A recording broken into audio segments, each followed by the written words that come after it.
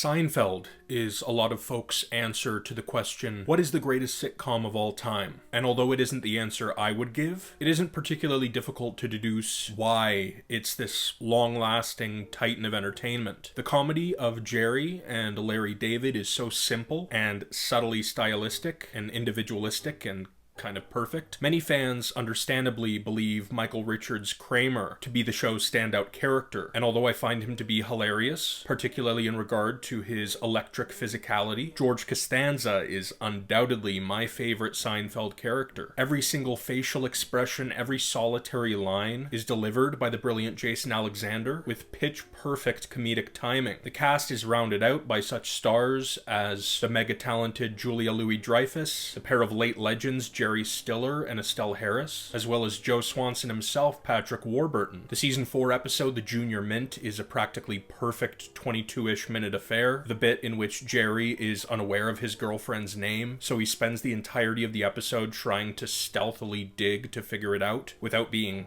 too blatant is just classic, while this piece also earned Richards his first Emmy win of the series. Now, I'm a bit of a sitcom contrarian in the sense that my favorite shows within this genre are the ones that contain some dramatic moments. There was never a time in Seinfeld where an emotional chord of mine was struck. The show was more so concerned with being funny. So that's why, although this series is one of my favorite sitcoms, it is not number one. Though before I get to that number one of mine, I'm going to discuss quite a varied collection of what I believe to be some of this genre's highlights. Mr. Bean is iconic, if you aren't familiar. Somehow. It is a short-lived, legendary British sitcom starring classic comedian Rowan Atkinson. The show is so simple, so funny, without much dialogue, and the 15-episode run contains one of my all-time favorite holiday specials, entitled Merry Christmas, Mr. Bean. This is 22 minutes of consistent hilarity. The nativity scene is great fun, as is every moment of the display of Bean's complete lack of social skills, especially with women. The turkey on the head bit is classic, as is Bean slamming the door in the carolers' faces the moment they've completed their tune. Though my favorite bit, one of the funniest ever in my opinion, is the one in which Mr. Bean lip syncs and makes hysterical facial expressions whilst cheekily taking over for the conductor of a Christmas band. I view this piece every year, and that particular bit never fails to make me split my sides with laughter. I'm stepping briefly away from the world of the laugh track with this one. I have uploaded an Inbetweeners centric video, so I shan't delve into detail. I mainly just wanted to mention this hysterically crude and honestly crass series in this particular discussion, though if you're interested in listening to my specific thoughts on the series, as well as the pair of feature film sequels, simply click the link in the description. I love Roseanne. Mind you, I'm solely speaking of the original 8 seasons. The 9th season has always felt like a bit of a fever dream, though I admittedly respect the ambition. The revival, aka season 10, literally wrote off that final season as a dream. Not to mention I haven't really sat down to watch the revival, nor the several seasons of the Connors, and I don't wish to address material with which I'm unfamiliar. The character of Roseanne Connor really epitomizes the show's wonderfully naturalistic nature. Everything that comes out of her mouth feels so real. She's the heart of this humorous and dysfunctional family. This series introduced my whippersnapper self to one of my all-time favorite performers, Mr. John Goodman, who would go on to co-star in a pair of my favorite motion pictures, Monsters, Inc.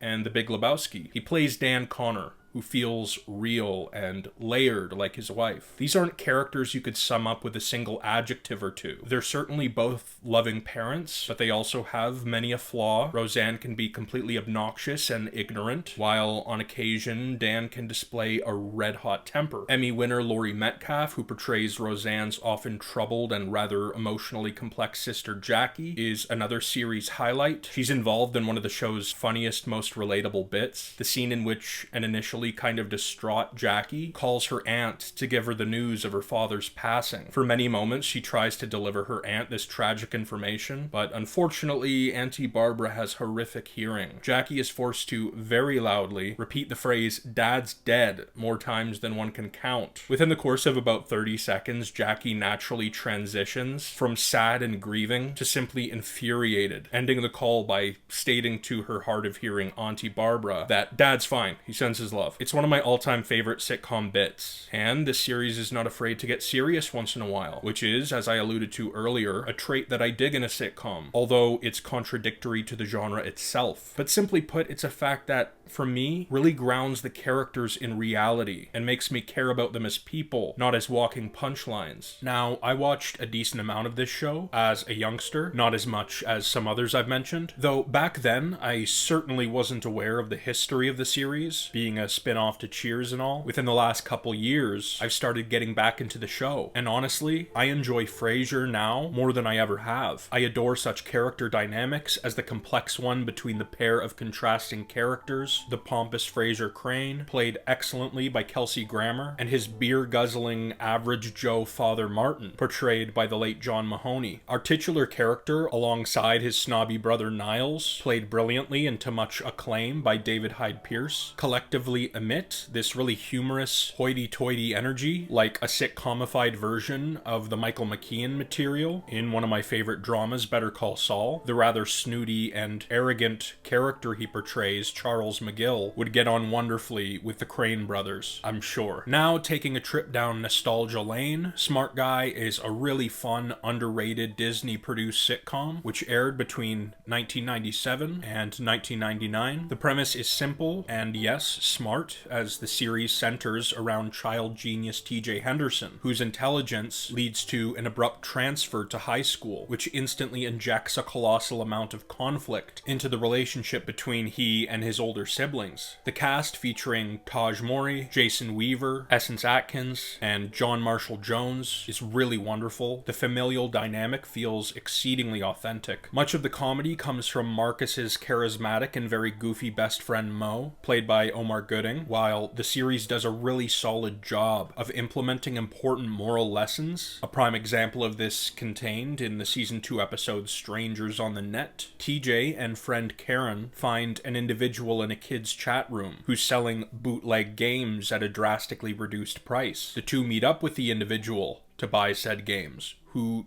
turns out not to be a kid. He not only informs the pair not to mention any of this to their parents, he even eventually lures them into his basement to test out a video game he's developing. TJ evidently begins to become quite uncomfortable after learning via a photo album that he and Karen aren't the first youngsters to step down into this basement. Although the more at ease Karen wishes to stay put, TJ assures to get her the hell out of there. This up child predator business is very difficult to simultaneously tastefully and genuinely depict on TV, especially on Disney television, but Strangers on the Net impressively manages to do so. There's a bit of levity throughout the piece that comes in the form of a B-plot consisting of Marcus, Mo, and Yvette purchasing a crap car collectively, while the primary, perpetually eerie predator-centric plot drives home some very important messages to younger folk. And they're not black and white and dumbed down messages either. Nearing episode's end, TJ's fantastic father Floyd walks into his son's room. A kind of traumatized and shameful TJ is prepared to completely get rid of his computer before Pops gives him some solid words of advice. Firstly, Floyd commends his son's mature instincts in ultimately understanding that something was very wrong with the situation in which he had found himself, and to get his friend out of that creepy lair. Then, in regard to TJ considering scrapping his computer, Floyd mentions that although the computer can be dangerous, and many who use it do so for nefarious purposes, it also houses endless information, a lot of it valuable and fun and entertaining. TJ not only learns, in the highest rated episode of the series in fact, that crime doesn't pay, the purchasing of bootleg games leading to nothing but trouble, he also learns that when communicating with strangers on the internet, you truly have no idea who is on the other side of that screen, and the potential dangers they could present. A prevalent lesson, and a really innovative one, back in 1998. Now, my favorite sitcom of all time, unequivocally, is Everybody Loves Raymond. It is consistently, genuinely funny, containing a big beating heart at its core. Raymond and Deborah, portrayed by Ray Romano and Patricia Heaton respectively, constitute the show's primary, wonderfully realistic couple. Although our titular character can push his wife's buttons like nobody's business, you can certainly tell that their marriage is truly based in love. Deb is a strong, feisty, caring woman. Her fella is a good guy, though he can be a bit of a dope. often finding himself in sticky social situations, which he then clumsily tries to squirm out of. Brad Garrett's Robert is Raymond's hilarious, deep-voiced, lurch-like cop of a brother. He resides with their parents and often feels as though he's living in the shadow of his golden boy sibling, at least through the eyes of their mother Marie. She and husband Frank Barone make up my all-time favorite pair of sitcom characters. Marie is an overbearing Italian mother who takes tremendous pride in her cooking. She is undoubtedly and exceedingly caring. She means well, but can often be an overdramatic pain in the ass. She loves inducing a good guilt trip and solely sees everything her way. Frank is a crotchety old man. In his ideal world, he's parked in front of the television set, watching football all day whilst eating Marie's lasagna. He's got the hardest of exteriors, though far beneath it all, he's a bit of a softie. There are powerful moments depicted throughout the show's run that not only accentuate the realism of these characters, but they're also, more often than not undercut with a gag, such as the moment in which Frank reveals to his sons that although his father beat his ass, he never wanted to continue on with that abusive cycle, thereby making a pact with himself to keep his hands off his kids, as well as the very vulnerable one when Robert vents to his family about his deep feelings of loneliness. So many comedic pieces feature non-characters that solely exist to deliver a setup, ultimately followed by a but-um-tss payoff. Thankfully, Everybody Loves Raymond is the antithesis of this. I viewed an interview with the series creator, Phil Rosenthal, in which he stated that every one of the show's comedic premises are familially rooted in regard to either Rosenthal himself or fellow executive producer and star Ray Romano. And this fact becomes so evident after experiencing the show's exceedingly authentic, naturally funny storytelling.